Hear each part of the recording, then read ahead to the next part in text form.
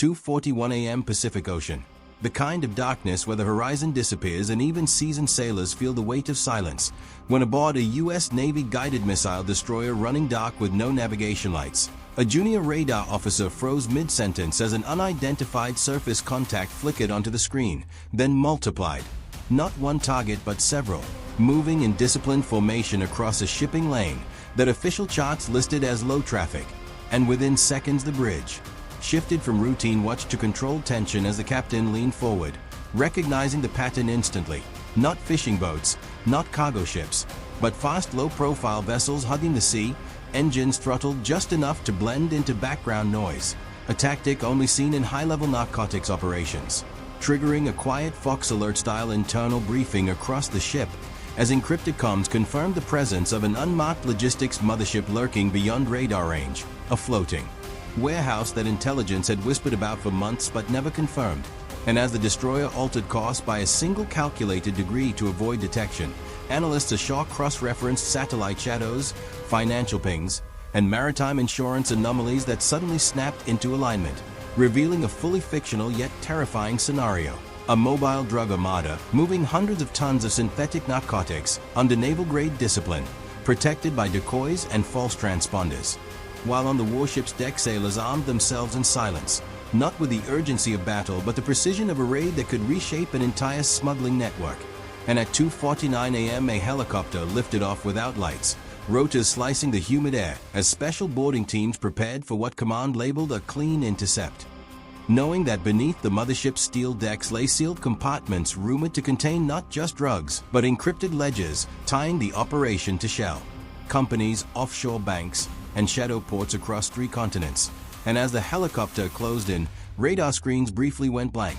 Just 2 seconds, just long enough to suggest electronic countermeasures far beyond cartel norms, confirming that whoever controlled this fleet had military-level planning, forcing the captain to make a decision that would never appear in public logs, authorize silent engagement, no warning shots, no radio calls, just controlled dominance. And as grappling lines locked onto the mothership and sailors dropped onto the deck, the first hatch was breached to reveal rows of sealed containers stamped with false humanitarian markings, each one packed with bricks of ultra-pure synthetic narcotics stacked higher than a man, the smell unmistakable, the scale staggering, prompting a whispered realization across the team that this was not a shipment. This was an offshore distribution hub designed to poison cities for years. And as dawn's first hint of light touched the Pacific, the warship held position over a scene the public would never see, a silent victory unfolding beyond headlines, while command ashore issued a single classified line that echoed through every channel involved. This changes everything, because what began as a radar blip had just exposed a fictional global pipeline so vast that even seasoned commanders understood this raid was only the opening move, not the end, and that somewhere beyond the horizon, more ships were already moving.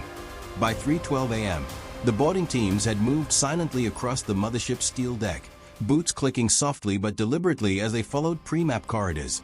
The smell of diesel and chemicals thick in the air, while thermal scopes revealed human silhouettes moving in choreographed patterns that suggested prior training, not amateur smugglers.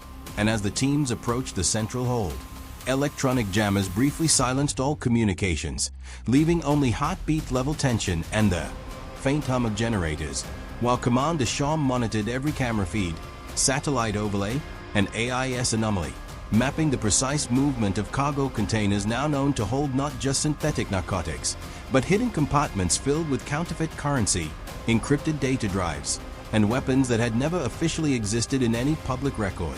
And as the first hatch was forced open, a concealed interior chamber revealed multi-level storage racks with pallets of contraband stacked with military-like precision, while the boarding leader whispered to his team, noting the sheer scale, tons upon tons of product that could destabilize entire regions, each brick marked with encoded insignia linking back to fictitious shell corporations and offshore accounts, confirming the operation was not local but globally orchestrated.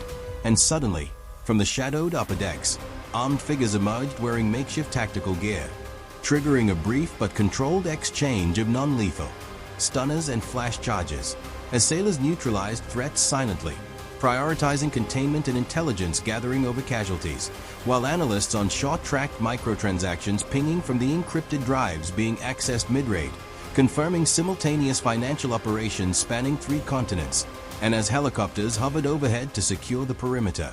A smaller fleet of decoy vessels attempted to create diversionary radar blips, but Navy electronic warfare units immediately detected and neutralized these phantom signals, proving the sophistication of the adversary. And inside the mothership, the boarding team uncovered a hidden operations room containing monitors streaming live data of distribution channels, shipping routes, and clandestine communications, revealing that this fictional drug empire had operated with military-level coordination, technological superiority, and a strategic patience that outmatched any conventional response.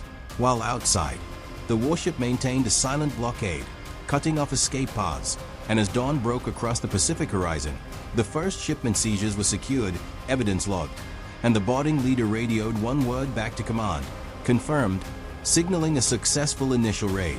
But with the chilling awareness that beyond this single mothership, multiple other vessels, still undetected, were actively transporting similar cargo, making this victory only the opening move in an ongoing, high-stakes, multi-billion-dollar fictional global interdiction operation that would continue to challenge the Navy, intelligence agencies, and law enforcement in a deadly game of precision, stealth, and anticipation. By 3:38 a.m., just as command began cataloging the seized narcotics and encrypted drives, a secondary alert rippled through the destroyer's Combat Information Center when a submerged contact briefly surfaced on passive sonar. Not a submarine in the traditional sense, but a low-profile semi-submersible riding inches beneath the waves, its hull coated to absorb radar and thermal signatures, confirming intelligence fears that the mothership was only one layer of a much larger fictional smuggling architecture. And as the warship adjusted course without increasing speed, Navy operators realized the semi-submersible was not fleeing but positioning itself beneath the mothership's shadow, preparing for a rapid scuttle and extract maneuver, forcing command to authorize immediate containment while maintaining total radio silence. And within seconds, a second helicopter lifted off carrying a maritime interdiction unit armed with breaching charges and subsurface tracking devices, while electronic warfare teams jammed civilian frequencies to mask the unfolding operation. And inside the mothership, boarding teams descended into a newly discovered lower deck where steel walls concealed a hidden medical-style facility packed with sealed canisters labeled as pharmaceutical aid, each one actually containing liquid-form synthetic narcotics engineered for rapid dilution. A discovery that stunned analysts watching live feeds as they realized this fictional network had shifted from bulk bricks to liquid payloads capable of bypassing conventional detection entirely. And as the semi-submersible attempted to detach from its tow position, a precision warning maneuver by the destroyer forced it to surface fully, revealing crew members in improvised tactical gear attempting to dump encrypted cargo into the sea, only to be intercepted by fast-roping sailors who secured the vessel in under 90 seconds. While command ashore flagged real-time financial surges tied to the operation, shell accounts activating contingency transfers the moment physical capture was confirmed, proving the network had automated fail-safes designed to survive partial losses. And as dawn's light spread across the Pacific, the scale of the operation finally became clear. This was not a shipment, not a fleet, but a floating, adaptive distribution system capable of reorganizing itself mid-interdiction, prompting a classified directive from Naval Command to expand the operation beyond a single raid and initiate a fictional multi-ocean crackdown. Because what the sailors had uncovered in those dark hours was not just drugs on the sea, but a mobile criminal infrastructure built to challenge naval dominance itself. And as evidence was secured, detainees isolated, and the semi-submersible tethered alongside the destroyer, a final encrypted message intercepted from an unknown source flashed across the screen. Phase 1 complete, sending a chill through every command channel, because it meant the adversary considered this loss acceptable, intentional even, signaling that far larger movements were already underway beyond the horizon, unseen, untracked, and still moving. By 4:12 a.m., the warship held position over the dark expanse of the Pacific, boarding teams having secured the mothership, the semi-submersible, and its crew. But analysts monitoring multiple intelligence channels realized the operation was only a fraction of a sprawling fictional global network, as encrypted satellite pings traced financial flows, shipping manifests, and communication bursts across 3 continents, revealing that what had just been intercepted was a decoy, a high-value bait. designed to draw attention while dozens of other vessels, equally sophisticated and equally armed, continue to transport synthetic narcotics, counterfeit currency, and encrypted operational data, all coordinated under a single codename, Sea Shadow. And as helicopters hovered overhead, collecting thermal imagery of hidden compartments, drones scanned the surrounding waters for decoy buoys and submerged packages, revealing a complex system of false signals, while analysts cross-referenced these findings with previously dormant shell accounts now suddenly active, confirming that the network had anticipated every federal countermeasure, deploying pre-planned redundancies and adaptive logistics to ensure continuity. And inside the mothership, boarding teams discovered a secondary operations room with monitors streaming live movements of vessels still at sea, alongside encrypted manifests linking high-level political and corporate entities to a fictional cartel infrastructure. Each document a spiderweb of global criminal reach designed to appear legitimate on the surface, while outside, the first hints of dawn illuminated the ocean waves, reflecting silhouettes of distant vessels moving in formation, invisible to civilian radar. And as Naval Command updated intelligence officers in Washington, one chilling reality became clear. The raid had not ended the operation. It had only triggered the next phase. A silent, multi-layered campaign across oceans and markets, designed to test federal response, adaptability, and endurance. And as the boarding leader radioed the destroyer bridge, summarizing seizures, detainees, and evidence, the message from Shaw came back, stark and classified. This is only the beginning, confirming that the network had planned for partial losses, with autonomous operational nodes continuing undetected. And as the warship maintained its blockade, analysts noted the first indicators of a secondary fleet forming beyond the visual horizon. Vessels operating in perfect silence, routing encrypted transmissions through ghost satellites and dark financial conduits, proving that the fictional global cartel was not only surviving the raid but dynamically adapting to it. And as the sun fully rose over the Pacific, casting long shadows across the water, every officer, sailor, and analyst understood the magnitude of what they had just faced. Sea Shadow was not a single event, not a shipment, not a mothership.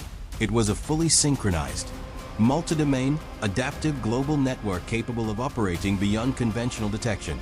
And that in this game of high-stakes interdiction, the real battle had only just begun, leaving the nation's most elite forces in a tense, silent standoff with an invisible, highly intelligent adversary whose next move could strike anywhere, anytime, unseen by the public, but watched, recorded, and anticipated in real time by the federal agents who now knew that the horizon itself could conceal danger beyond imagination.